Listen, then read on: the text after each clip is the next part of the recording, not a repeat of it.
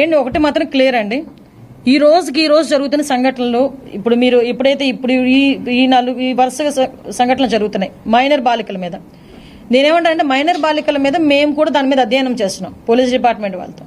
Minor బాలికల మీద అత్యాచారాలు జరుగుతున్నాయి, హత్యలు జరుగుతున్నాయి అనుకునేటప్పుడు కొంత క్లోజ్ రిలేటెడ్ పీపుల్, వాళ్ళ సరౌండింగ్ లో ఉన్న పీపుల్, వాళ్ళ వరస అంటే కొంచెం దగ్గరగా ఉన్న బంధువులు, ఇలాంటి వాళ్ళ దగ్గర మాక్సిమం ఇవన్నీ కూడా జరుగుతున్నాయి.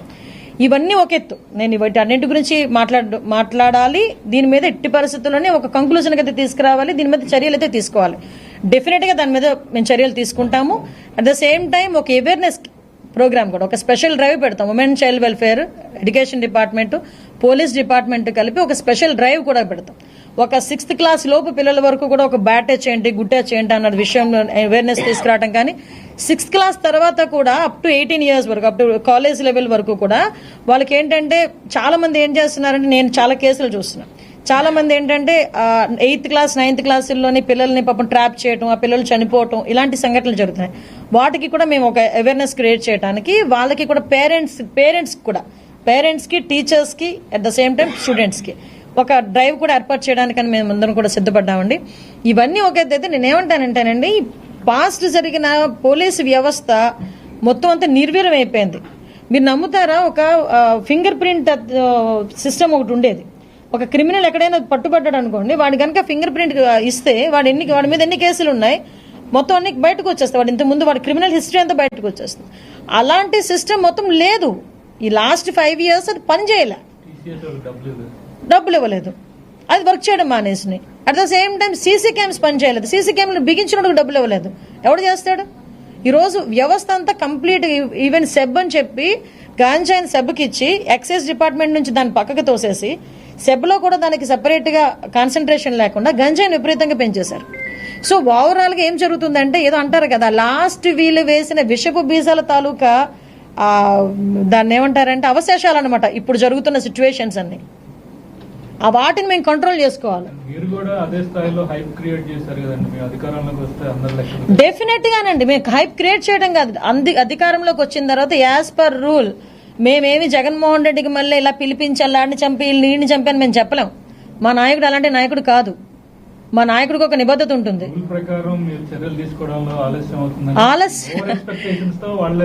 లేదు, అదే మేము చెప్తున్నామండి. ఏమండి, ఈ రాష్ట్రంలో చంద్రబాబు నాయుడు గారి కన్నా ఎక్కువగా ఇబ్బంది పడ్డవాడు ఎవరు ఉన్నారండి చెప్పండి? చంద్రబాబు నాయుడు గారు ఉన్న స్టేచర్కి చంద్రబాబు నాయుడు గారి కన్నా ఎక్కువ ఇబ్బందులు పడ్డ వాళ్ళు ఎవరైనా ఉన్నారా? లేదు, మీరు ఒకటే, నో, నేను ఒక మాట చెప్తున్నానండి. కార్యకర్త స్థాయిలో కార్యకర్త సఫర్ అయ్యారు, ఒక ఎక్స్ఎమ్మెల్యే స్థాయిలో నేను సఫర్ అయ్యాను, ఎమ్మెల్యేల స్థాయిలో కొంతమంది ఎమ్మెల్యేలు సఫర్ అయ్యారు.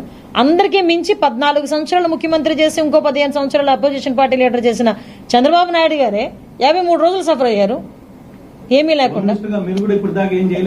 నో సార్, దేనికైనా టైం రావాలండి. ఇప్పుడు నేనేమైనా చెయ్యాలనుకుంటే నేను లాఠీ పట్టుకుని తిరగాల? నేనేమైనా చెప్పండి, ఇలా గన్ పట్టుకుని తిరగాల? నేనేమైనా చెయ్యాలి అంటే నమ్మకం అన్నది దాన్ని ఏమంటారంటే, ఒక సమయపాలనలో కంపల్సరీ నమ్మకం వస్తుంది. అసలు మీకు ఇంకో విషయం చెప్తున్నా, చంద్రబాబు నాయుడు గారు ఛార్జ్ తీసుకున్నారంటేనే ఒక 50% నమ్మకం వచ్చినట్టే. మిగతా 50% మేము చేసే యాక్షన్ మీద కానీ వాటి నుంచి వచ్చే రియాక్షన్ మీద కానీ ఉంటుంది. కానీ ఈ రోజున్న సిచ్యువేషన్స్ మేము చెప్తున్నాం, అప్పుడు చంద్రబాబు నాయుడు గారు ఏం చెప్పారు, లోకేష్ గారు ఏం చెప్పారు, వాటన్నిటి మీద మేము స్టాండ్ అయ్యే ఉన్నాం. ఎవరిని కూడా చట్టపరంగా వాళ్ళందరినీ కూడా మేము చూసుకుంటాం, వాళ్ళందరి సంగతి మేము చూసుకుంటాం. కానీ ఏ కార్యకర్త కానీ ఎవరు కూడా చట్టాన్ని తన చేతిలోకి తీసుకోవద్దు, దాని సమయం పాటించండి. దీనివల్ల పార్టీ నష్టపోతుంది, ప్రభుత్వం మీద చెడ్డ పేరు వస్తుంది. దానికి మీరందరూ కూడా మాకు సహకరించండి. అవే మేము చెప్తున్నాము.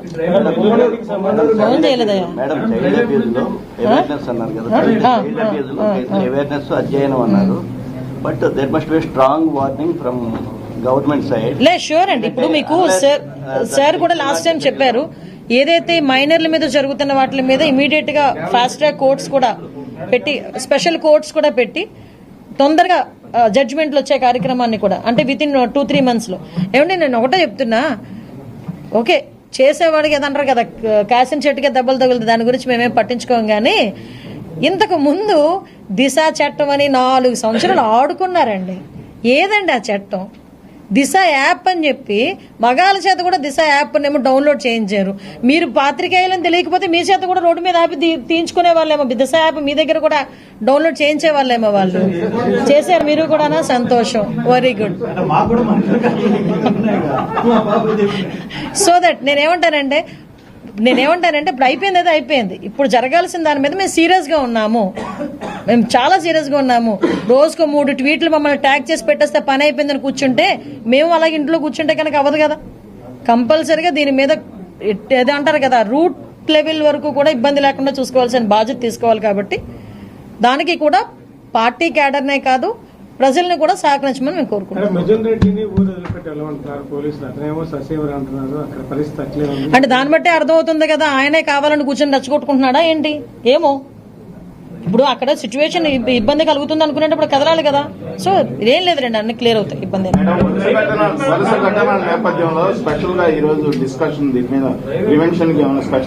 ఏం లేదండి. అసలు యాక్చువల్ గా ఈ రోజు మీకు అందరికీ తెలుసు, ఒక వైట్ పేపర్ రిలీజ్ అనుకున్నా, మీది అసెంబ్లీలో తీసుకుంటాం. ఎందుకంటే చాలా సీరియస్ ఇష్యూ. ఎందుకంటే last time law and order విషయంలో కంప్లీట్ గా ఫెయిల్ అయింది గవర్నమెంట్. స్పెషల్ డ్రైవ్ మేము కమిటీ ఏర్పాటు చేసుకుంటున్నాము. రోజు మీరు అన్నది కరెక్టే, ఎక్కడో అక్కడ మీరు అదే చెప్తున్నా.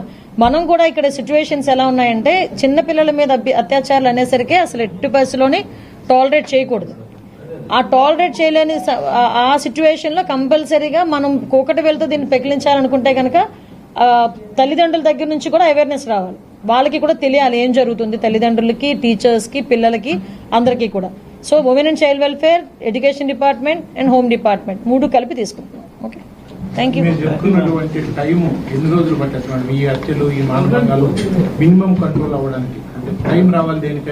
టైం గురించి కాదు, టైం రావాలి ఇన్ ద సెన్స్ నేను అడుగుతుంది ఇప్పుడు ఏదైతే శాంతి భద్రతలు అదుపులోకి తీసుకునేటప్పుడు మనం రావాలి.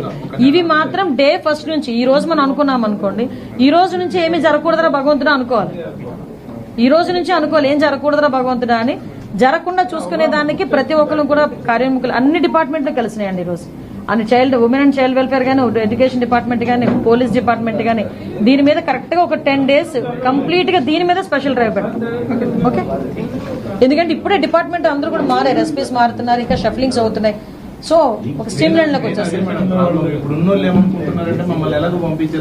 మీరు అన్నది కరెక్టే. మీకు విషయం చెప్పనా అండి, చాలా మంది పోలీస్ డిపార్ట్మెంట్ లో చాలా మంది కేవలం పార్టీ ముద్ర వేసుకొని, పార్టీ ముద్ర వేసుకుని చాలా మంది విఆర్ లో పార్టీ ముద్ర వేసి, వాళ్ళు వేసుకున్నది కాదు, వాళ్ళు వేసి విఆర్ లో పెట్టడం అని రకరకాల ఇబ్బందులను గురైన చాలా మంది పోలీస్ ఆఫీసర్స్ ఉన్నారు. ఒకసారి అవన్నీ కన్సల్టేట్ చేసుకోవాలి కదా, ఒకసారి అందరికి కన్సల్టేట్ చేసుకోవాలి. మళ్ళీ ఏ తప్పిసారి ఎవరో ఒకరిని తీసుకొచ్చి మేము పెట్టామనుకోండి, అలా అక్కడ పనిచేశారో మళ్ళీ మీరే మళ్ళీ ఏదో పేపర్లో వేస్తారు.